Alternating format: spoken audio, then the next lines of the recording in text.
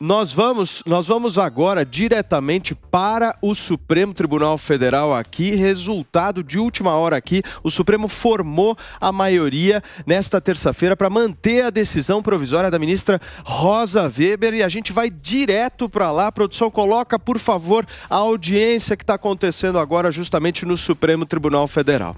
Daqui a pouquinho, então, a gente coloca ao vivo aqui a audiência, a sessão que está acontecendo agora no Supremo Tribunal Federal, porque o Supremo formou justamente a maioria no que suspende as emendas do relator, mais conhecidas como orçamento secreto. Até o fim do prazo, para explicar para vocês, os ministros podem alterar seus posicionamentos, pedir vista ou pedir destaque do tema para o plenário físico. A liminar foi concedida pela ministra Rosa Weber na sexta-feira. Além dela, votaram contra as emendas os ministros Carmen Lúcia, Luiz Roberto Barroso, Edson Fachin, Ricardo Lewandowski e também Alexandre de Moraes. Os ministros também votaram para que sejam adotadas medidas de transparência em relação à execução desses recursos. Em entrevista, o presidente Jair Bolsonaro criticou o posicionamento do Supremo em relação a esse caso e nós vamos ouvir agora.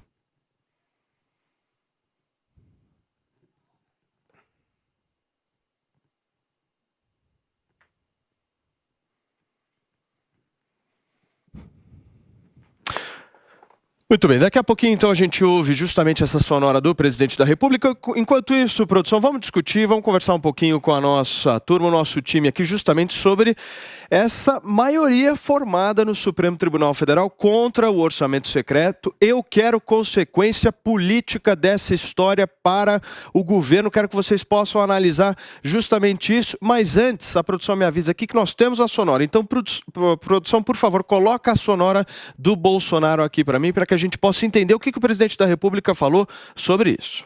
Essa semana, devo decidir a semana. Devo decidir. Tem que ter um partido. Vão me criticar, esse partido. Todos os partidos têm problemas. Eu não consegui fazer o meu, porque a burocracia cresceu muito, né? E foi impossível ter um partido. Então, está quase certo com o PL. Tem mais alguma conversa para acertar um estado ou outro, para a gente partir para as eleições. Vamos priorizar, da minha parte, o Senado. Não queiram tudo que o partido não é meu. Tem uma outra pessoa lá que fez um acordo comigo e nós temos que alinhar os nossos objetivos, só isso. Tem gente a reclamar, né? Por que eu não estou vindo candidato? Porque não tem legenda para você, ó.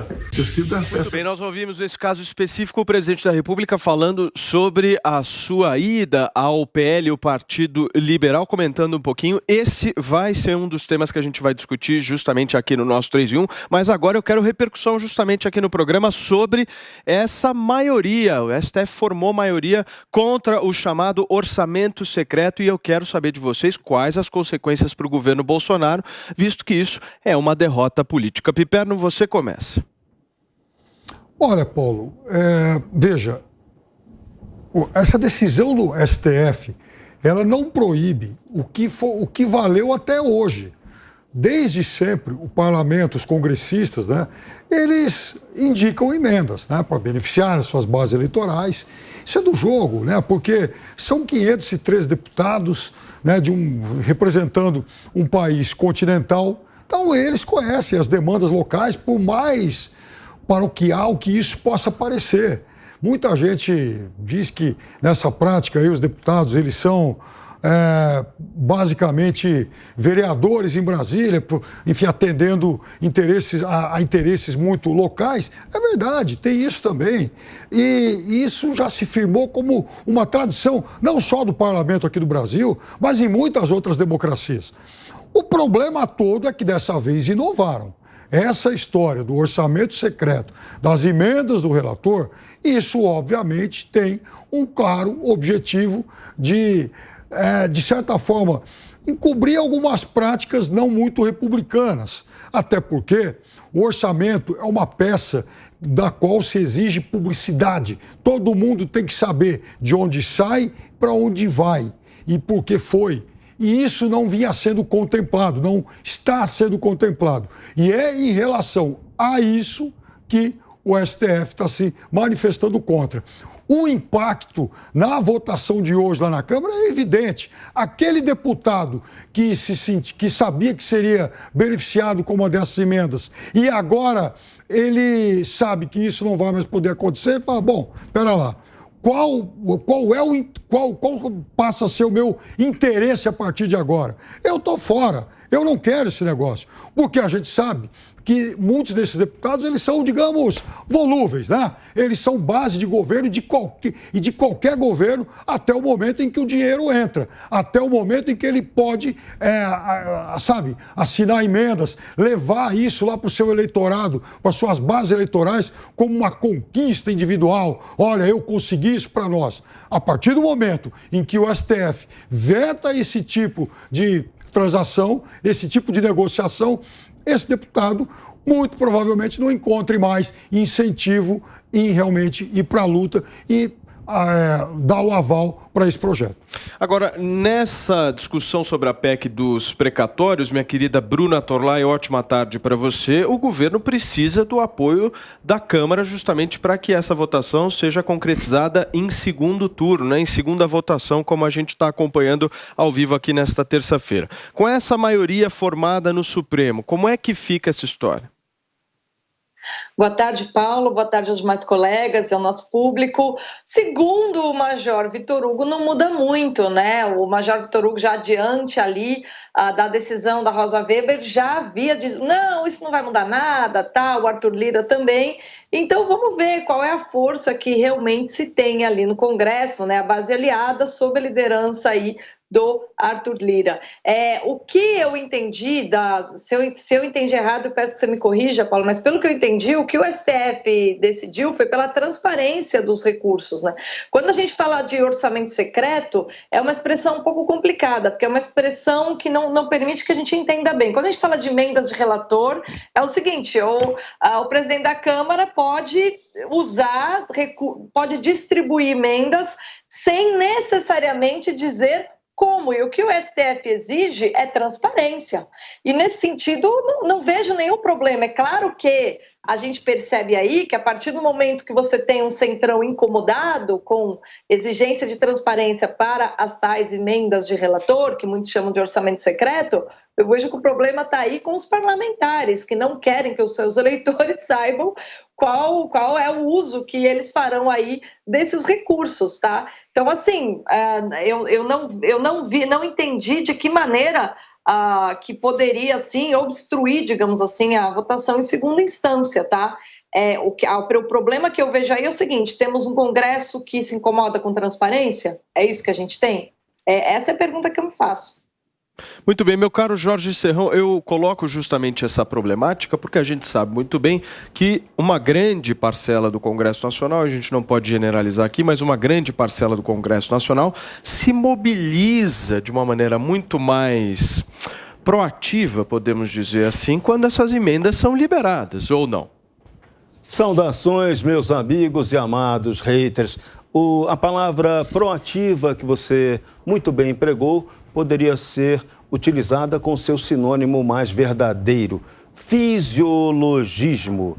O é dando que se recebe, a famosa subversão da máxima de São Francisco de Assis, que era um santo que pregava a pobreza, o cara que exaltava os pobres e a simplicidade. E até nisso o político brasileiro conseguiu corromper. Corromperam até o termo benéfico, bacana de São Francisco de Assis.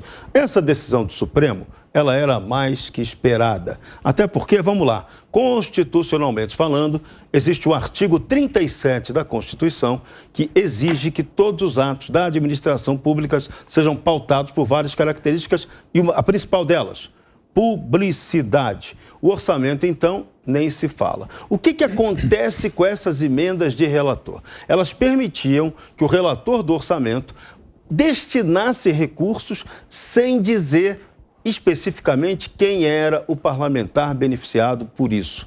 Agora, de nenhuma maneira, isso torna o orçamento secreto. Esse termo está sendo empregado como fake news. Não existe orçamento secreto. Na hora da execução do orçamento, você vai saber exatamente como ele vai ser empregado. Agora, é melhor, e o Supremo parece que decidiu isso, é que apareça sempre, se a verba vai ser destinada, que se diga logo antecipadamente para quem. Só que o Centrão não gosta disso, porque isso aí é uma maneira de manipular os recursos ali dentro e na hora que o governo vai liberar efetivamente o dinheiro, que uma coisa está no orçamento, a outra coisa é o Ministério da Economia liberar o dinheiro. São duas coisas totalmente diferentes. E a terceira é como se usa esse dinheiro e a quarta é a fiscalização desse dinheiro para cobrar a efetiva realização do gasto público. Então a coisa é complexa. Agora, vamos parar de usar o termo errado. Orçamento secreto não existe. Agora, Centrão e outras bases fisiológicas odeiam transparência. E no Brasil, a nossa briga tem que ser pela legalidade e pela transparência. Muito bem. Constantino, se a gente for analisar, no dia da primeira votação, que foi dia 3 de novembro, o governo liberou 52 milhões de reais em emendas. E nos outros 3 dias, em apenas 3 dias, na prática, nós estamos falando aqui de uma movimentação por parte do governo em relação à emenda de 961 milhões de reais para ações que sejam do interesse de parlamentares. Como é que fica essa história na votação de hoje, depois da maioria formada no Supremo? Eu tenho pouco a acrescentar em relação ao que meus colegas de bancada disseram e vamos aguardar para ver quantos são os deputados, né, que têm alguns tipos de princípios e quantos são aqueles que realmente só vão para onde o dinheiro aponta. O instrumento existe, o instrumento é legal, ainda que a discussão que está sendo derrotada pelo plenário seja que não pode ser com pouca transparência, e existem bons argumentos para isso, né? O próprio editorial da Gazeta do Povo hoje mencionou isso, né? Eu mesmo tinha me manifestado que considerava ingerência indevida, mas o editorial traz a reflexão isso, né?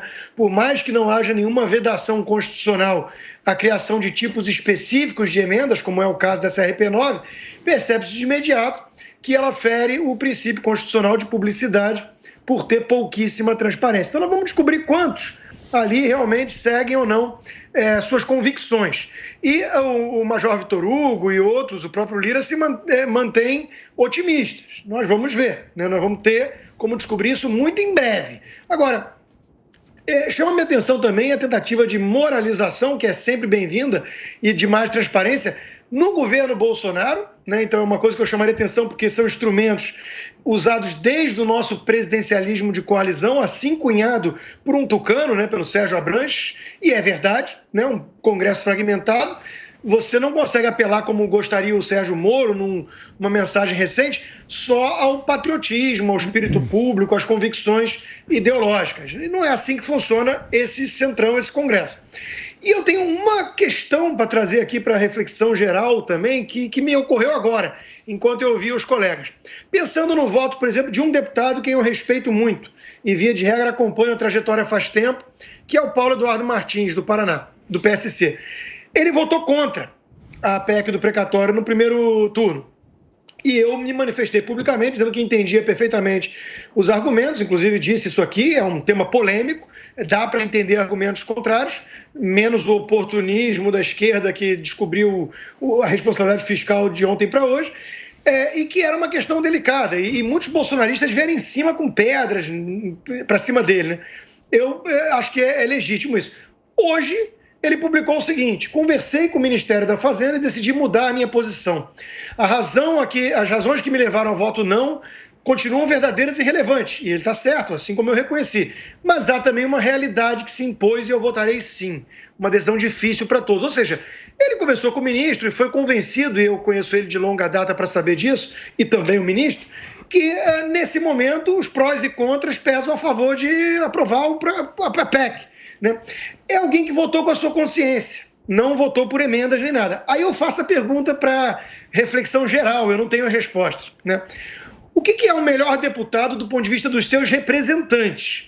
Aquele que mudou por pura convicção, né, foi convencido, persuadido, e agora vai votar diferente? Ou aquele que foi persuadido, mas, por exemplo, tenta conseguir dentro da negociação política que existe na Câmara mais emendas para o seu estado e leva recursos para comprar, por exemplo, ambulância para as cidades que ele representa? Eu deixo essa pergunta no ar, é uma pergunta difícil. Então me responda, Piperno. Eu acho que a gente não pode encarar essa questão com maniqueísmos, né? Votou contra, bom ou não, e votou, enfim, a favor. E é óbvio que, claro que o Constantino traz uma reflexão importante, porque nessa semana toda, né, em que esse assunto ganhou muita efervescência, a questão das consciências parece que também foi deixada um pouco de lado. Porque, veja, o Congresso brasileiro, e aí não é só o brasileiro, pegando um país com regime presidencialista, os Estados Unidos, por exemplo, né? Esse tipo de negociação não tão republicana, isso, feliz ou infelizmente, enfim, o fato é que sempre aconteceu. Aqui no Brasil, o Serrão citou, por exemplo, o dando que se recebe. Isso lá atrás, isso vem lá de trás, essa expressão mesmo, lá da Constituinte, né? Enfim, 86, 87, 88. E foi até uma expressão, na época, muito popularizada e depois, de certo ponto, até banalizada pelo deputado Ricardo Fiuza, lá também, em Pernambuco, do PFL, e o Roberto Cardoso Alves, PMDB aqui em São Paulo, os dois da tal da Aliança Liberal, dando sustentação ao governo Sarney, faziam farto uso disso, e um uso escancarado. E qual era a moeda de troca do governo na época? Da concessões de rádio e televisão por meio da caneta do poderoso ministro Antônio Carlos Magalhães. Depois, a compra de deputados aí para aprovar a emenda lá da reeleição no governo Fernando Henrique, o mensalão no governo Lula. Infelizmente, esse tipo de cooptação espúria sempre aconteceu. E agora, nós vamos ter mais uma oportunidade de saber quem é que se rende a esse tipo de cooptação espúria, uma vez que o tal do orçamento secreto, ele já não vai poder ser usado fartamente a partir dessa decisão do STF. Então, mas eu queria repercutir um pouco aqui com vocês sobre essa votação de hoje. Então, a gente já viu a maioria formada pelo Supremo Tribunal Federal, isso traz mais transparência, como a Bruna Torlai bem colocou, mas a gente poderia elencar que essa votação em âmbito eleitoral para o presidente da República hoje é de fundamental importância, porque nós estamos falando que o Bolsa Família acabou esse mês ou no final do mês passado. O Brasil não tem o programa de distribuição de renda ainda formado. O presidente da República já se indispôs com o mercado justamente para conseguir colocar essa pauta em votação e aprová-la. E se, por um acaso, essa pauta não for aprovada? É isso que eu quero saber de vocês. Quais as consequências políticas disso? O risco é muito baixo, porque interessa à maioria parlamentar a aprovação do Auxílio Brasil. Então, essa questão hoje, essa PEC, ela está passando muito mais, porque interessa politicamente a esses parlamentares que o governo dê o Auxílio Brasil do que o contrário.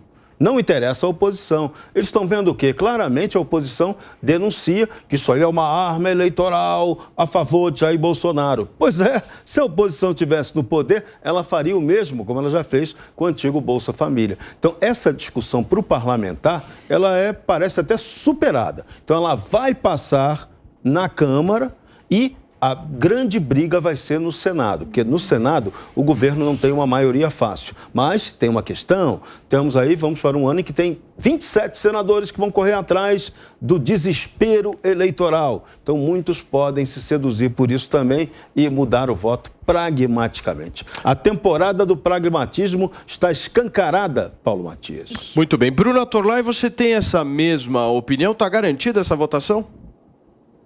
Olha, eu não sei, eu não sou muito de bola de cristal, né? Mesmo porque esses assuntos da política do dia a dia, eu acho que eles não são fundamentais. É muito mais importante a gente aproveitar isso como pretexto para perceber qual é a nossa mentalidade política, em que pé a gente está em questão de cultura política de maneira geral, como isso impacta a vida da população média. Agora, isso que o Serrão... Eu queria relacionar, Paulo, a pergunta que você fez foi que o Constantino havia feito, né? Porque é a pergunta clássica, a de toda a modernidade. Aí o Serrão falou em pragmatismo, caramba, essa é a sintonia, né? Quanto à pergunta do Constantino, se a motivação é mais importante do que o efeito, é muito engraçado, porque o Spinoza, por exemplo, ele formula isso lá no Tratado Político claramente, ele diz não. Ele fala, olha, pouco importa, quando se trata de conservação e estabilidade social da sociedade, pouco importa se o político faz isso por anseio de glória, alguma motivação espúria ou por boa consciência. consciência. O importante é o efeito, né? É engraçado que toda reflexão política moderna ela é muito marcada realmente por essa ideia de que o efeito é mais importante, que é maquiavélica por excelência, né? A história dos fins são mais importantes que os meios, tal. E essa pergunta que ele colocou com certeza está na mente de todos os deputados que estão ali. E eles sabem muito bem que para o eleitorado o que interessa no final das contas é o impacto que a legislatura deles teve sobre sua vida. Então, assim, o que esse deputado trouxe para mim? Trouxe algo? Melhorou alguma coisa na minha vida? Se foi por ele ter boa consciência ou porque ele conseguiu uma vantagem, não importa tanto, porque eu tenho que ter uma ambulância para levar minha família no momento de necessidade. Isso conta mais, tá, para a população.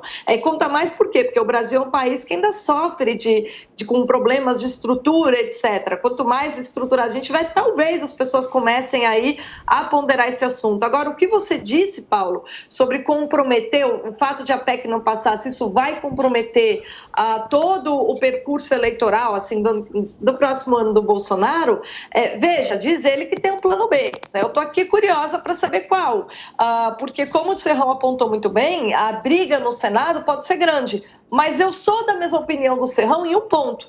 Eu acho que todos aqueles que não são a favor do governo, mas estão votando a favor da PEC, e no Senado a gente tem essas figuras também, estão muito mais preocupados com o que eles vão dizer para o seu eleitor a partir do momento que esse Auxílio Brasil não sair. Isso é uma preocupação, porque a gente está nesse esquema de ter um programa social há muito tempo e as pessoas estão habituadas a recebê-lo. E esse eleitorado vai cobrar. E não vai ficar com bravinho com o presidente, não, porque o Bolsonaro sabe muito bem, que para não chamar isso de transferência de responsabilidade, né? Eu chamo isso de falar direto, que é o seguinte, ele diz, não depende só de mim, viu? Eu estou aqui com o projeto, mas se a Câmara não quiser, se o Senado não quiser, não sai. Como ele fala essas coisas na cara, fica mais difícil para os deputados e senadores enrolarem o seu eleitorado. E aí é que está o desafio. Votar contra essa PEC pode colocar muitos em apuros no ano que vem. Não só o Bolsonaro, mas muita gente que está em busca da reeleição. Muito bem. Constantino, eu me referi justamente a essa possibilidade porque a votação no primeiro turno foi muito apertada, como nós acompanhamos aqui na Jovem Pan, e alguns partidos mudaram a sua posição, como, por exemplo, o PDT de Ciro Gomes, que conseguiu a unificação da sua bancada para votar contra a PEC, né? Como é que fica o governo caso essa derrota aconteça? É uma derrota importante se acontecer, né? Eu acho que na Câmara não vai acontecer. Teve o PDT mudando, mas teve, como eu disse, o Paulo Eduardo Martins, a Carolina de Tone, outros que vão se convencer pelos argumentos, vão ser persuadidos e não por qualquer tipo de esquema, né? Porque, de novo, é um tema delicado, é polêmico, mas a realidade se impõe, né? Então, eu acho que na Câmara passa, a dificuldade maior é no Senado. Se no Senado for derrotado, isso vai ter um custo político alto, não só para Bolsonaro, né, mas para todos aqueles que votaram de alguma forma contra e não apresentaram uma alternativa. E veja, a costura política desse acordo pelo Arthur Lira pode falar o que quiser do presidente da Câmara, mas político ele é. E ele fez uma costura política abrangente. Ele atendeu a muitos interesses, ele cedeu, contemporizou, que é o que política faz, né? Às vezes cria uns Frankensteins mesmo, porque se preocupa mais em distribuir do que de onde tirar, de onde arrecadar. Quando existem crises, por exemplo, um projeto desse não passar e não ter o plano B direito, né? Às vezes algo bom sai disso, né? Se cria muitas vezes na crise, né? Por exemplo, sem parecer que está ignorando o teto de gastos ou parcelando uma dívida de precatórios, que é uma palavra mais bonita para calote, apesar do que tem que levar em conta que veio também como um meteoro um aumento bizarro de dívidas de precatório para pagar nesse ano, ó, coincidência das coincidências, né?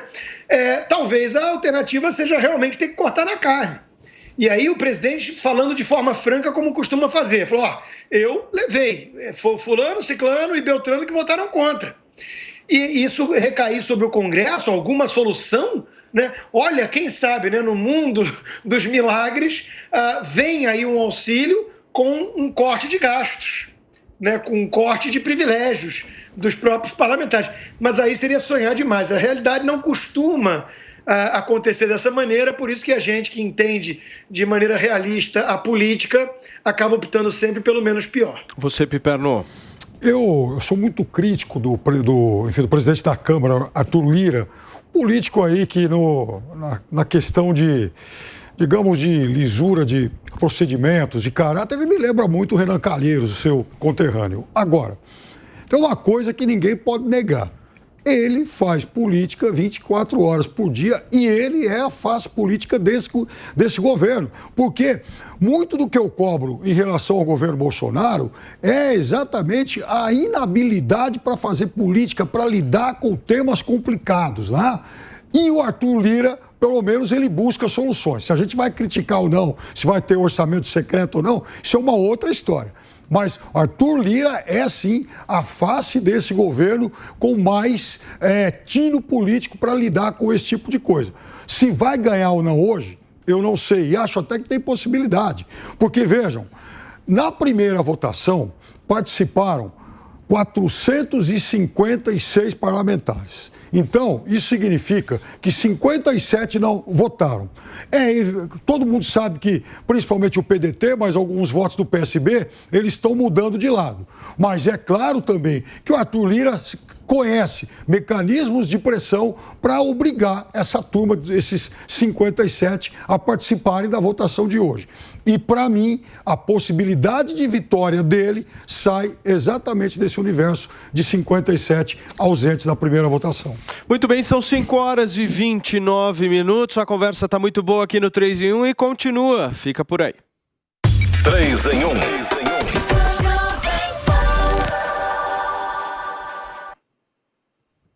Muito bem, nós estamos aqui ao vivo na Jovem Pan News nesta terça-feira, justamente conversando com todos aqui sobre essa votação, importante votação hoje na Câmara dos Deputados, em segunda votação justamente da PEC dos precatórios, uma PEC importante aí, principalmente para as ambições do governo Bolsonaro em relação à implementação do Auxílio Brasil. A gente tem aqui algum tempo antes da gente mudar de pauta, mas eu quero repercussão, eu quero um comentário justamente de vocês sobre isso. Eu vou escolher o Serrão para comentar isso.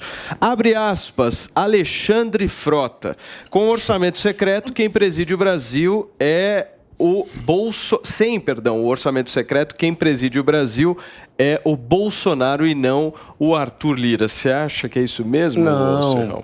Totalmente equivocada essa declaração. Primeiro, é uma besteira. Vamos repetir, não existe orçamento secreto. Segundo, quem comanda o Brasil é o Poder Supremo.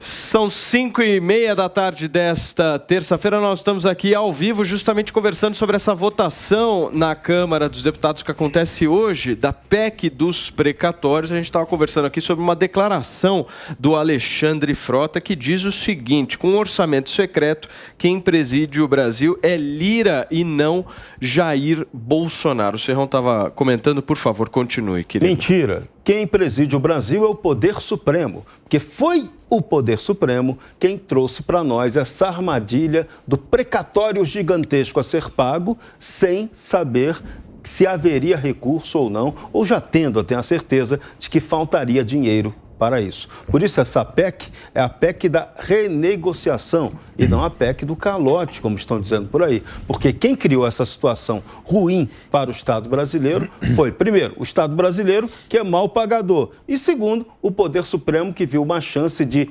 esse assunto gerar desgaste para Jair Bolsonaro. Então, quem manda no Brasil não é a Arthur Lira nem o Bolsonaro, não. É o Poder Supremo. Constantino, eu tenho 30 segundos para você. Em 30 segundos eu não só concordo com o Serrão, e é curioso que as pessoas ignoram as circunstâncias no debate. Esquecem que caiu um meteoro de 50 bilhões de reais de precatórios em um ano, coisa que vinha desde o FHC, né? Como eu adoraria ver a transparência cobrada na decisão do Supremo agora no plenário para o próprio Supremo. Adoraria ver o STF com mais transparência. Piperno, um tweet, por favor. O poder no Brasil, ele gosta realmente de ocultar. A gente já viu muita coisa oculta no judiciário, no executivo, e essa prática tem que acabar.